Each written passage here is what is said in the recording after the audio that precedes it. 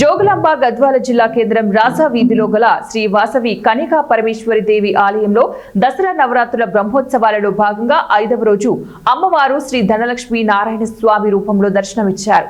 ఈ సందర్భంగా ఆలయ అర్చకులు అధ్యక్షులు విలకంటి రాము మాట్లాడుతూ గడిచిన సంవత్సరం 3,50,00,000తో అమ్మవారికి అలంకరణ చేయగా ఈ సంవత్సరం 5,55,00,000తో అమ్మవారిని అలంకరించడం జరుగుతోందని, అలంకరణకు డబ్బులు సహకరించిన వైశ్యులకు, కొత్త నోట్లు ఇచ్చిన బ్యాంకు అధికారులకు, భద్రత కలిగించిన పోలీస్ సిబ్బందికి ధన్యవాదాలు తెలిపారు.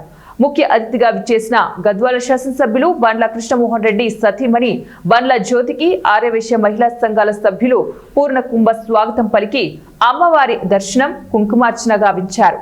తెలంగాణ రాష్ట్ర ప్రజలందరికీ అమ్మవారి కృపా కటాక్షాలు అందివ్వాలని వేడుకుంటున్నట్లు తెలియజేశారు. దర్శించుకున్నాము. ఈ రోజు శుక్రవారం సందర్భంగా వాసవి మాత ధనలక్ష్మీదేవి అలంకారంలో దర్శనం ఇస్తున్నారు.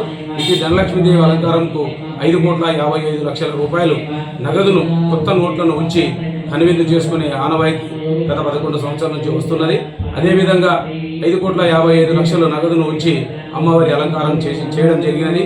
ఈరోజు వాసవి మాత సాక్షాత్ వైకుంఠంలో ఉన్న లక్ష్మీనారాయణ స్వరూపంలో ఈ యొక్క దర్శనమిస్తున్నారు. ఇటు దర్శనార్థమై గద్వాల పట్టణంలోని హిందూ బంధువులందరూ కూడా అధిక సంఖ్యలో హాజరవుతారు. అదేవిధంగా గద్వాల పట్టణంలోని ప్రముఖులందరూ కూడా ఈ యొక్క దర్శనార్థమై వస్తారు. ఈరోజు సుమారుగా 2 నుంచి 3 వేల మంది ఈ యొక్క అమ్మవారి దర్శనం చేస్తారు.